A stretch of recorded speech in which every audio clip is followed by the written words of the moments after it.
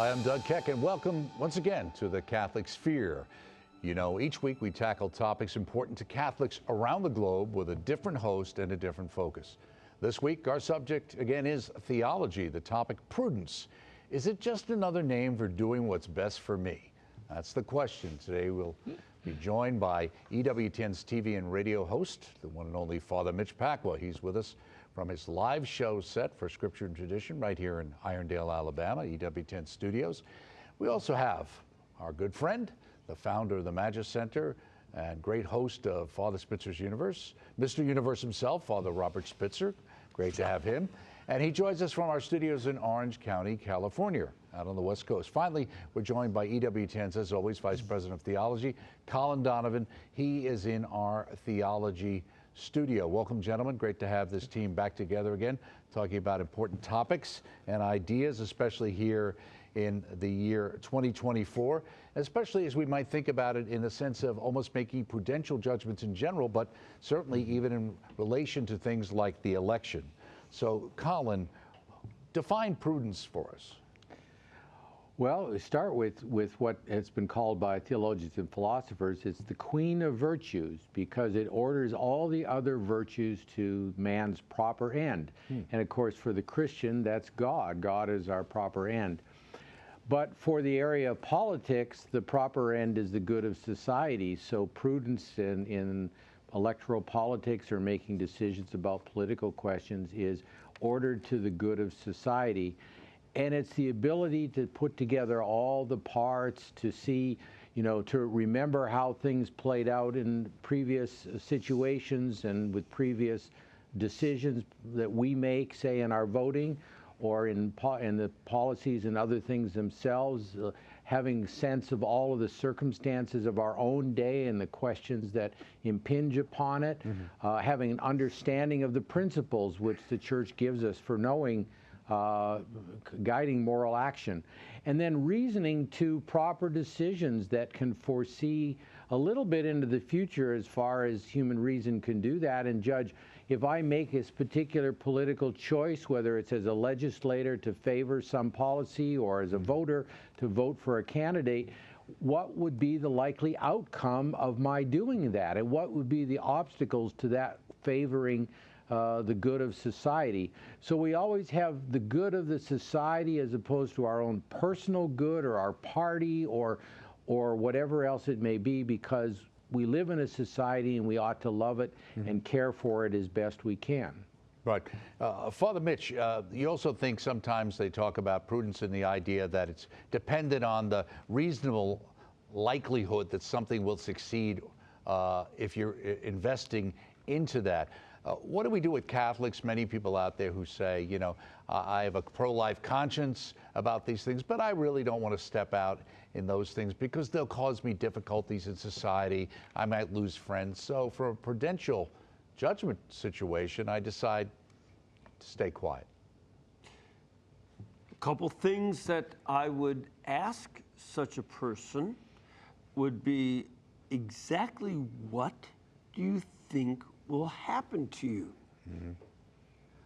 Do you have some idea that an enemy is lying in wait to execute you if you come out in favor of preserving the life of unborn infants? Do you have some other idea of what people can do to you? You're talking about something that is a vague possibility, but you don't know what it is, and you're making a decision to be silent on a very important moral issue where human lives are at stake. It's not just an issue of life. These are specific human lives that will be lost. Secondly, one of the other cardinal virtues that such people seem to be lacking is the virtue of courage. That prudence oftentimes needs courage to help one execute the reality in the world we're living in. The question ought to be, what can I do? And what action is possible to me? And I think there's a grace of being courageous, but also a discipline by which we try to seek out courageous decisions in a variety of areas of life rather than become manipulated by fear from other people. This is a strong factor in modern social media. They use the threat of fear and bad consequences to immobilize their opponents. And we are answering to Christ not only for the bad things we may have done, but for the neglect. That's why we say in the confession of sins, for what I've done and what I've failed to do. Right. We don't want that to be part of our judgment either. Okay. Father Spitzer, in the idea of prudential judgments and, doing what's good for society, well, different people have different ideas of what's good for society. The world we live in today, people are really concerned about women's rights and whether having the freedom to live their life as they feel they should. Others obviously, from a Catholic perspective and our perspective, would say, protecting the unborn and the children and the family is a more predominant or more important issue. So how do you speak to that? Right. Well, since the inception, not only of inalienable rights theory or natural law theory with Thomas Aquinas and with inalienable rights theory, that was Father Francisco Suarez, the Jesuit, in his great tractate De Legibus. But in any case, there's always this interplay between the common good and individual rights. The first thing that we know about inalienable rights is they're inalienable. In other words, these are inviolable rights, and these inviolable rights belong to every human being. Now, why do we call them inalienable? Because they're necessary for being and acting like a human being. So you can always tell when something is a valid inalienable right by just simply saying, okay, do you need life in order to be and act like a human being? Obviously you do. Do you need self-governance or liberty in order to be and act like a human being? Yes, of course, we were made for this. We're free human beings to be moral. Well, of course, we need liberty. Then you say, well, do you need an abortion in order to be and act like a human being? No, you don't have to kill babies in order to be and act like a human being. So abortion can't be an inalienable right. Do you need a cell phone, et cetera, et cetera? Okay, now, once you get this sort of straight, inalienable rights are ones, this is in the natural order, this is in the political order. We're not talking about, of course we're talking about religion too, because the Catholic Church would adhere to this 100%. But the point is very clear. The first thing is you can't be pursuing the common good. And this is the complete collapse and failure of Marxism. You cannot be pursuing the common good while violating the inalienable rights of other human beings. You just can't, in other words, from the very moment that Francisco Suarez started this, it moves right into, Hugo Grotius recognizes, oh my gosh, this is what's going to lead, as it were, the inalienable rights of human beings are going to lead what the common good is.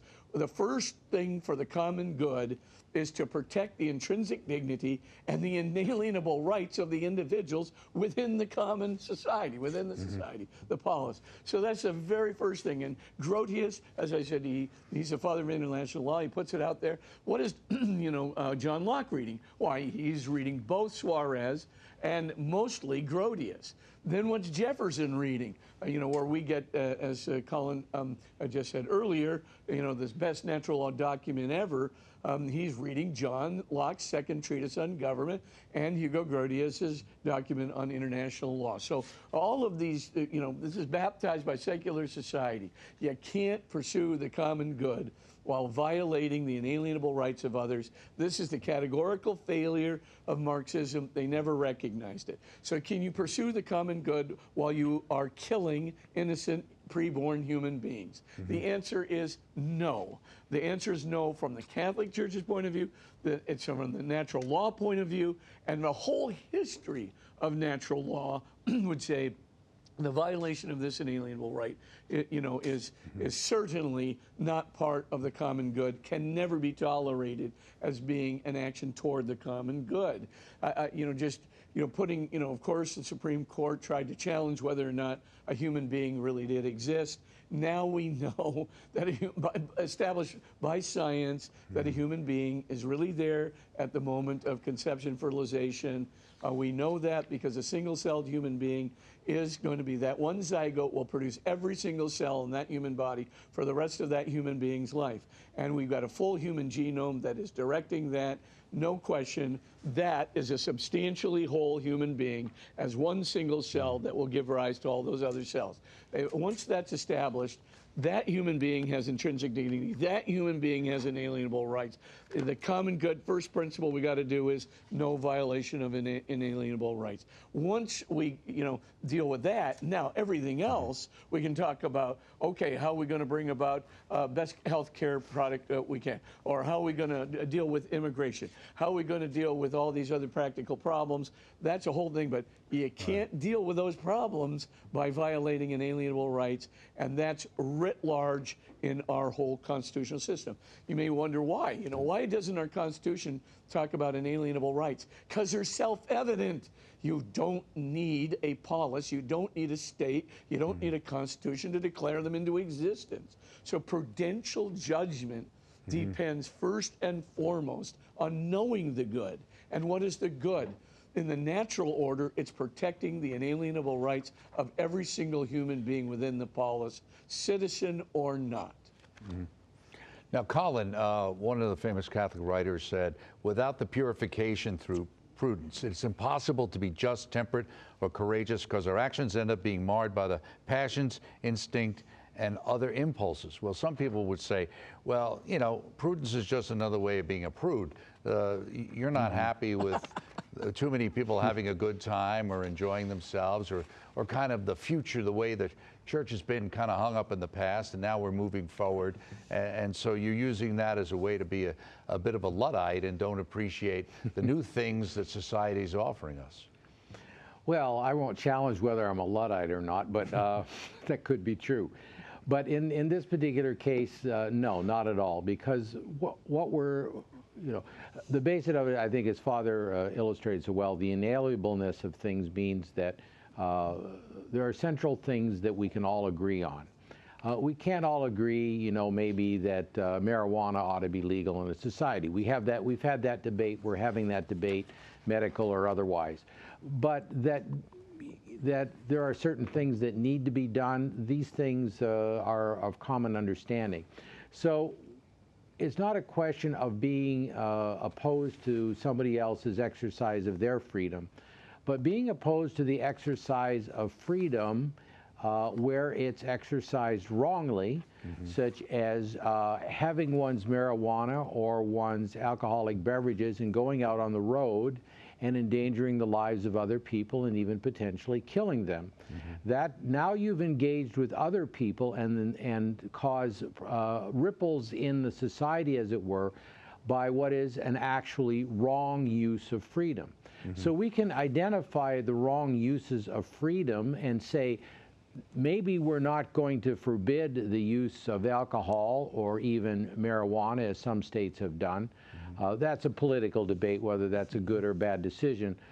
But we can agree that the moment you take it outside of your own private domain, there are consequences which can be the society can sanction.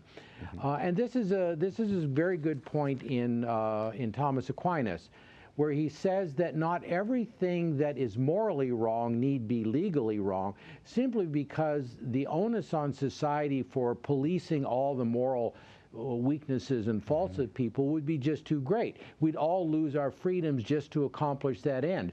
But there are going to be cases where this impinges on others, and those clearly we can say those are wrong. So prudence would say society must be ordered to make those kinds of distinctions, but is generally difficult to do if you're a person who thinks that, well, I have a right to do things that, even if they impinge on others, because that's my freedom. So prudence is the great leveler because it can distinguish between the two cases. If you don't have prudence, you probably can't. Okay. Father Mitch, you mentioned earlier when you were answering about the idea of kind of, in a sense, oppression, taking, in a society to control things. And you see sometimes people have seen in society recently today where it seems like at times similar to what we've seen in other parts of the world, at least in the past, where there seems to be these political, what they call lawfare these days, where it seems like people are being charged with things, or being prosecuted versus persecuted, almost in a way to make sure that they make the prudential judgment in the future, or their friends do, not to step out of line. Yeah, something that was said during the Constitutional Convention, where the U.S. Constitution was written, and in the years very soon afterward by people like George Washington, who participated in it, is that our Constitution does not legislate much morality. It assumes that there is a moral people who are kept within this particular system of government, a democratic republic, that by assuming their moral behavior, it will work. If they don't have a moral character, then the government will have to start legislating more and more issues. And unfortunately, this is one of the areas into which we've come.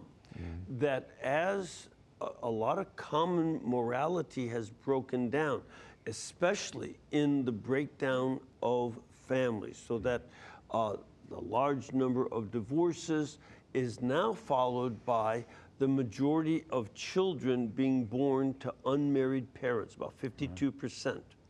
And with that breakdown of parents not seeking the common good of their children and their spouses, there's a general moral breakdown, and we have so much legislation today. We have this exponential increase, not only in laws passed by Congress, but also in governmental regulations, so that it becomes impossible to know all of the rules, regulations, and laws. Now, consider that. For instance, a lot of people don't know that in 2009, a law was passed by Congress and signed by President Obama, forbidding people who grew vegetables and fruit in a garden in their yard from giving it to anybody except immediate family members. It's against the law. Did you know that? And most people don't. How can you be aware of that? I happened to hear it on a radio show and looked it up. And that becomes another way of controlling people. This was what happened in the Soviet Union and the Soviet bloc, the Warsaw Pact countries, that there was a lot of laws people didn't know.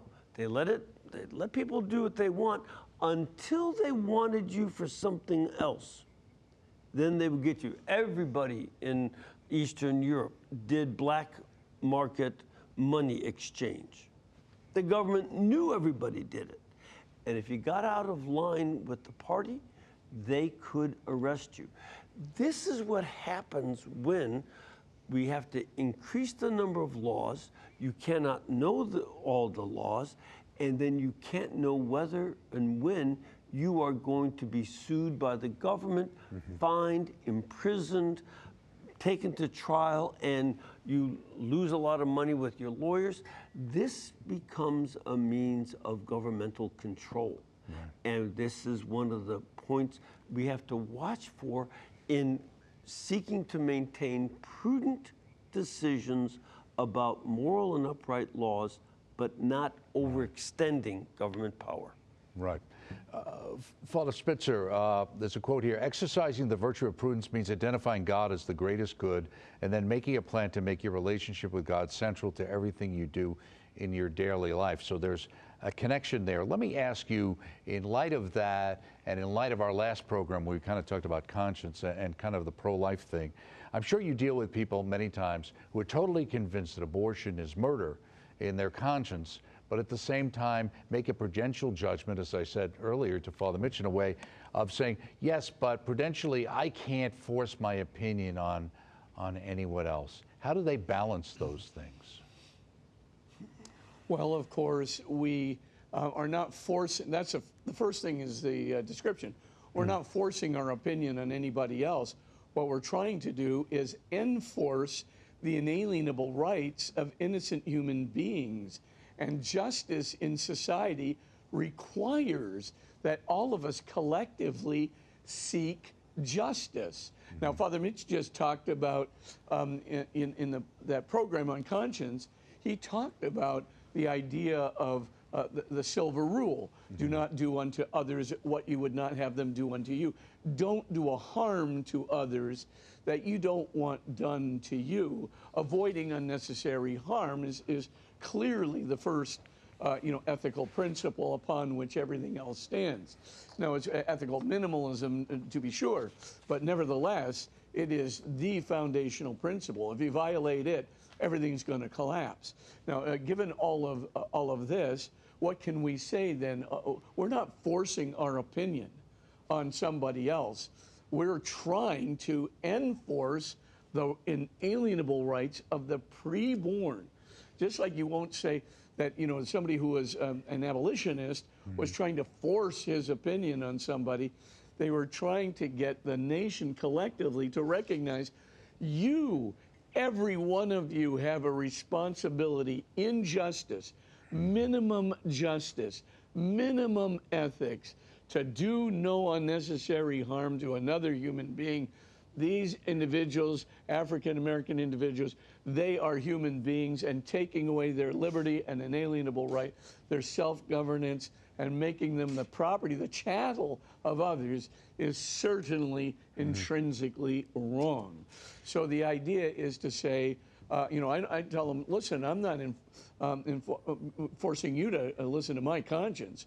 What I am doing is I can tell you by means of natural law, I can tell you by the precedent that has been set in the common law since time immemorial, I can tell you that this, to murder a preborn human being or to enslave an African human being, I can tell you right now, those things are intrinsically wrong. We all ought to know that they are intrinsically wrong because they're a violation of the inalienable rights of an individual, and simply calling into question whether or not they're human beings is totally lame, because now we know scientifically that they are. And so the idea then at the end of the day would be, listen, do you want to be a society that's just, or do you want to be a society that's unjust? If you want to be a society that's just, respect the inalienable rights of people, respect the minimum justice, do no unnecessary harm. Killing, maiming them is an unnecessary harm that you're doing to others. Taking away their freedom is an unnecessary harm. And of course, you can just say, we can be good stimulators of conscience. We can be good stimulators of minimum justice, which should be ingredient to everybody's conscience. No matter who they are, we ought to be those stimulators of those inalienable rights, the society of justice. Because if we don't respect justice in our society, as Father Mitch has already said, it's going to come right back to haunt us. They're going to say, well, we don't have to respect yours either. And of course, life will become brutish, ugly, and short, as good old Thomas Hobbes said. Right. So, Colin, you talked about the idea, at least in prepping for this particular program, about foresight is the crux of prudent voting voting in politics. What do you mean foresight? Well, it means foreseeing, not as there were prophets, but reasonably by looking at the past and how different candidates' relationship to the various issues and negotiables, especially as we've talked about, can give you a view into how they will proceed in the future. That's one element of it. I think another element of it, it's important to realize that perhaps with the exception of the office of the presidency, because it's unique to the entire country, almost every electoral office, or indeed every electoral office in the United States or in most countries, you don't get something changed or in the law for the good or the evil only on your own. You're part of, first of all, you're part of negotiations probably within your own party and with the other parties. So we can't ignore the role of parties and party platforms such as they develop to show, well, this is the direction we wish to lead the country. That should be taken seriously, because it's unlikely that the person you voted for will be the unique cause of some future political decision which is harmful to people or harmful to liberty or harmful to families. Rather, their party and their policies that they have enacted and sought to make into law, these will be the ultimate cause of the harm. So I think you have to consider the parties to which they belong and the platforms of those parties, as well as the candidate in his own position, which may disagree here and there with his party, but the ultimate effect will be that a particular party's historical practices are a good indication of the future of that party, just as in the case of the individual candidates themselves. Right. And Father Mitch, we've got about 30 seconds. So the idea also would be to, as Colin indicated, is maybe pay attention to the historical work of these particular parties or candidates rather than what they might be happening as saying this week or in order to get elected. I would say that exactly, but also I would add, keep a focus on a lot of the local elections, and Prudence in your local area will be extremely useful. You are much more likely to come across a local judge or a local district attorney than you are the president or your governor. And applying these principles not only at the presidential level and national level, but in your town, in your county, your city, state. This is also extremely important so that very prudent decisions can be made locally. Absolutely. Wonderful point. Thank you. As always, Father Mitch, Father Robert Spitzer, and Colin Donovan for being with us here today on our panel. And of course, we thank you for joining us. And don't forget to join us next week when the host will be Ryan Penny, and he'll be discussing Catholics on social media right here on the Catholic Sphere, right here on EWTN. Thanks for joining us. See you next time.